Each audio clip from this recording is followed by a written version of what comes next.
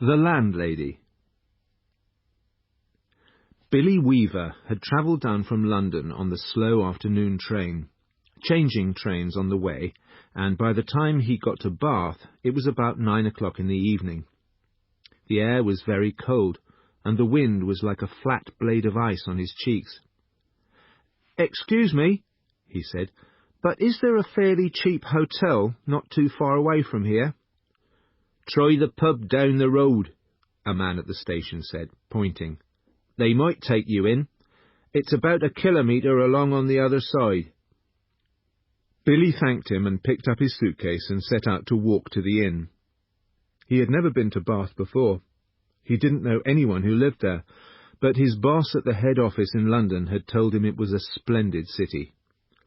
"Find your own accommodation," he had said, "and then go along and report to the local manager as soon as you've got yourself settled."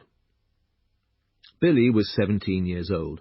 He was wearing a new dark blue overcoat, a new brown hat, a new brown suit, and he was feeling fine. He walked briskly down the street.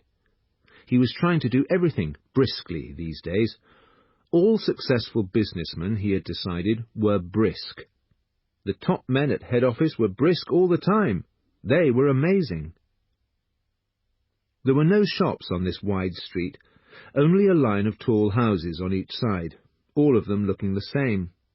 They had grand entrances, and 4 or 5 steps going up to their front doors, and it was obvious that they had been very grand houses indeed. But now, even in the darkness, he could see that the paint was coming off the doors and windows, and that the handsome white exteriors had cracks and patches from lack of repair. Suddenly, in a downstairs window that was illuminated by a nearby street lamp, Billy saw a printed notice leaning against the glass in one of the windows. It said, "Bed and breakfast." He stopped walking. He moved a bit closer. Green curtains were hanging down on each side of the window. He went right up to it and looked through the glass into the room. And the first thing he saw was a bright fire burning in the fireplace. On the carpet in front of the fire, a pretty little dog was curled up asleep.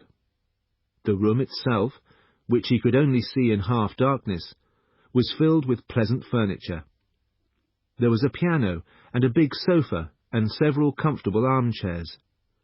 And in one corner he saw a large parrot in a cage. Animals were usually a good sign in a place like this, Billy told himself, and it looked to him as if it would be a pretty decent house to stay in. Certainly it would be more comfortable than a pub. On the other hand, a pub would be more friendly than a guest house. There would be beer and cards in the evenings, and lots of people to talk to, and it would probably be a lot cheaper too. He had stayed a couple of nights in a pub once before, and had liked it. He had never stayed in any guest houses, and, to be perfectly honest, he was a tiny bit frightened of them. The word guest house suggested watery vegetables and greedy landladies. After hesitating like this in the cold for 2 or 3 minutes, Billy decided that he would walk on and look at the pub before making up his mind. He turned to go. And now a strange thing happened to him. He was just going to step back and turn away from the window when his eye was caught and held in the most peculiar manner by the small notice that was there. "Bed and breakfast," it said. "Bed and breakfast. Bed and breakfast." Each word was like a large black eye staring at him through the glass, holding him, forcing him to stay where he was and not to walk away from that house. And the next thing he knew, he was actually moving across from the window to the front door, climbing the steps that led to it, and reaching for the bell. He pressed it. Far away in a back room he heard it ringing, and then at once, it must have been at once because he hadn't even had time to take his finger from the bell button, the door swung open and a woman was standing there. She was about 45 or 50 years old, and the moment she saw him, she gave him a warm, welcoming smile. "Please come in," she said pleasantly. She stepped to one side, holding the door wide open, and Billy found himself automatically starting forward into the house. The force, or more accurately, the desire to follow her, was extraordinarily strong. "I saw the notice in the window," he said, holding himself back. "Yes, I know. I was wondering about a room." "It's all ready for you, my dear," she said. She had a round pink face and very gentle blue eyes. "I was on my way to a pub," Billy told her, "but I noticed the sign in your window." "My dear boy," she said, "why don't you come in out of the cold?" "How much do you charge?" £9 a night, including breakfast. It was amazingly cheap. It was less than half of what he had been willing to pay. "If that is too much," she added, "then perhaps I can reduce it just a tiny bit. Do you desire an egg for breakfast? Eggs are expensive at the moment. It would cost less without the egg." £9 is fine," he answered. "I would like very much to stay here." "I knew you would. Do come in." She seemed terribly nice. She looked exactly like the mother of one's best school friend welcoming one into the house to stay for the Christmas holidays. Billy took off his hat and stepped inside. "Just hang it there," she said, "and let me help you with your coat." There were no other hats or coats in the hall. There were no umbrellas, no walking sticks, nothing. "We have it all to ourselves," she said, smiling at him over her shoulder as she led the way upstairs. "You see, I don't very often have the pleasure of taking a visitor into my little nest." The old girl is slightly mad, Billy told himself. But at £9 a night, who cares about that?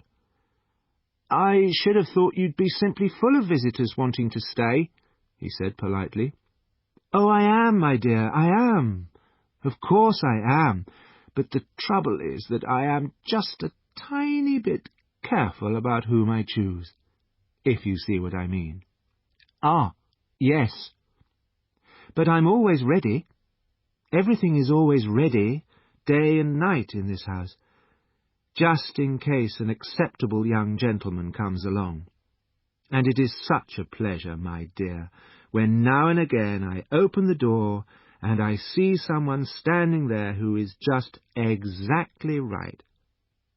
She was halfway up the stairs, and she paused, turned her head and smiled down at him. "Like you," she added, and her blue eyes travelled slowly all the way down the length of Billy's body to his feet and then up again. On the first floor she said to him, "This floor is mine." They climbed up more stairs. "And this one is all yours," she said. "Here's your room. I do hope you'll like it." She took him into a small but charming front bedroom, switching on the light as she went in. "The morning sun comes right in the window, Mr. Perkins. It is Mr. Perkins, isn't it?" "No," he said, "it's Weaver." "Mr. Weaver. How nice. I put a hot water bottle between the sheets to warm them, Mr. Weaver, and you may light the gas fire at any time if you feel cold." "Thank you," Billy said. "Thank you very much." He noticed that the bedclothes had been neatly turned back on one side, all ready for someone to get in. "I'm so glad you appeared," she said, looking seriously into his face. "I was beginning to get worried." "That's all right," Billy answered brightly. "You mustn't worry about me." He put his suitcase on the chair and started to open it. "And what about supper, my dear? Did you manage to get anything to eat before you came here?" "I'm not hungry, thank you," he said. "I think I'll just go to bed as soon as possible, because tomorrow I've got to get up rather early and report to the office." "Very well, then. I'll leave you now so that you can unpack. But before you go to bed, would you be kind enough to come into the sitting room on the ground floor and sign the book? Everyone has to do that, because it's the law, And we don't want to break any laws at this stage in the proceedings, do we?" She gave him a little wave of the hand and went quickly out of the room and closed the door. The fact that his landlady appeared to be slightly crazy didn't worry Billy at all. She was not only harmless, there was no question about that, but she was also quite obviously a kind and generous person. He guessed that she had probably lost a son of her own, or something like that, and had never recovered from it. So, a few minutes later, after unpacking and washing his hands, he walked downstairs to the ground floor and entered the sitting room. His landlady wasn't there, but the fire was still burning, and the little dog was still sleeping in front of it. The room was wonderfully warm and comfortable. "I'm a lucky fellow," he thought, rubbing his hands. "This is great." He found the guest book lying open on the piano, so he took out his pen and wrote down his name and address. There were only 2 other names above his on the page, and, as one always does, he started to read them. One was a Christopher Mulholland from Cardiff. The other was Gregory W. Temple from Bristol. "That's funny," he thought suddenly. "Christopher Mulholland. That name sounds familiar." Now, where had he heard that rather unusual name before? Was he a boy at school? No. Was it one of his sister's numerous young men, perhaps? Or a friend of his father's? No. No, it wasn't any of those. He glanced down again at the book. In fact, thinking about it again, he wasn't at all sure that the second name wasn't as familiar to him as the first. "Gregory Temple," he said aloud, searching his memory. "Christopher Mulholland." "Such charming boys," a voice behind him answered, and he turned and saw his landlady walking into the room, carrying the tea tray in front of her. "They sound somehow familiar," he said. "They do? How interesting." "I'm almost positive I've heard those names before somewhere. Isn't that strange? Maybe it was in the newspapers." "They weren't famous in any way, were they? I mean, famous footballers or something like that?" "Famous?"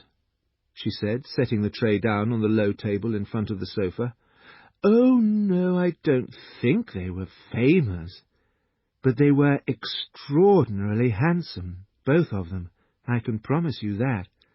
They were tall and young and handsome, my dear, just exactly like you." Once more Billy glanced down at the book.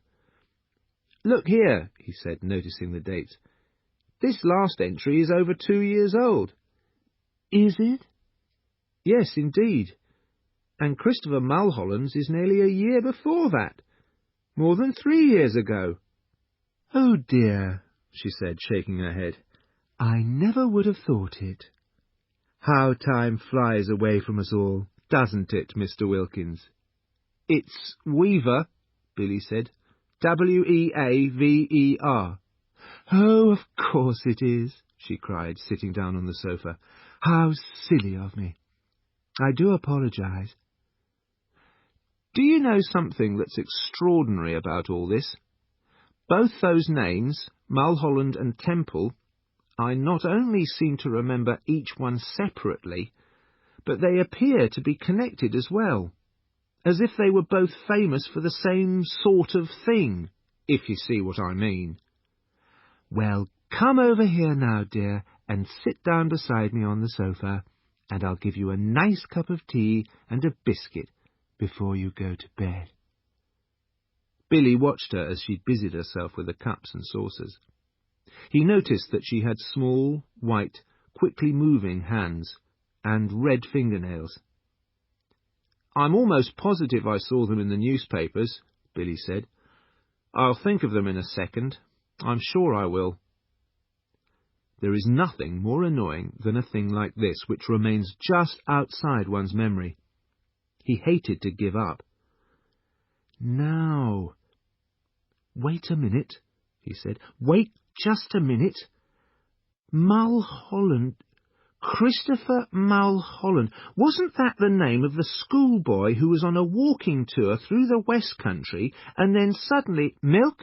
She said. And sugar? Yes, please. And then suddenly— Schoolboy? She said. Oh, no, my dear, that can't possibly be right, because my Mr. Mulholland was certainly not a schoolboy when he came to me. He was a university student. Come over here now, and sit next to me and warm yourself in front of this lovely fire. Come on. Your tea's all ready for you. He crossed the room slowly and sat down on the edge of the sofa. She placed his teacup on the table in front of him. There we are, she said. How nice and comfortable this is, isn't it? Billy started drinking his tea. She did the same. For half a minute neither of them spoke, but Billy knew that she was looking at him. Her body was half turned towards him, and he could feel her eyes resting on his face, watching him from over her teacup. Now and again he caught a peculiar smell that seemed to come from her direction. It wasn't unpleasant, and it reminded him— well, he wasn't quite sure what it was. New leather? Or was it the corridors of a hospital? Mr. Mulholland loved his tea, she finally said. I've never seen anyone in my life drink as much tea as dear, sweet Mr. Mulholland. I suppose he left fairly recently, Billy said. Left? She said. But my dear boy, he never left. He's still here. Mr. Temple is also here. They're on the 3rd floor, both of them together. Billy put down his cup slowly on the table and stared at his landlady. She smiled back at him, and then put out one of her white hands and patted him comfortingly on the knee. How old are you, my dear? She asked. 17. 17, she cried. Oh, it's the perfect age. Mr. Mulholland was also 17, but I think he was a little shorter than you are. In fact, I'm sure he was. And his teeth weren't quite so white. You have the most beautiful teeth, Mr. Weaver. Mr. Temple was a little older. He was actually 28. I wouldn't have guessed it, though, if he hadn't told me. There wasn't a mark on his body. A what? Billy said. His skin was just like a baby's. There was a pause. Billy picked up his teacup, drank some more, and then put it down again in its saucer. He waited for her to say something else, but she seemed to have fallen into another of her silences. He sat there, looking ahead, biting his lower lip. That parrot, he said at last. You know something? It completely fooled me when I looked through the window from the street. I thought it was alive. Sadly, no longer. It's very clever the way it's been stuffed, he said. It doesn't look at all dead. Who did it? I did. You did? Of course, she said. And have you met my little Basil as well? She nodded towards the dog curled up so comfortably in front of the fire. Billy looked at it. Suddenly he realized that this animal had all the time been as silent and motionless as the parrot. He touched it gently on the top of its back. It was hard and cold, but perfectly preserved. Good heavens, he said. How very interesting. It must be awfully difficult to do a thing like that. Not at all, she said. I stuff all my little pets myself when they die. Will you have another cup of tea? No, thank you, Billy said. The tea tasted faintly bitter, and he didn't really like it. You did sign the book, didn't you? Oh, yes. That's good, because later, if I forget what you were called, then I can always look it up. I still do that every day with Mr. Mulholland and Mr. Mr. Temple, Billy said. Gregory Temple. Excuse me for asking, but haven't there been any other guests here except them in the last 2 or 3 years? Holding her teacup high in one hand, moving her head slightly to the left, she looked at him out of the corners of her eyes and gave him another gentle little smile. No, my dear, she said. Only you.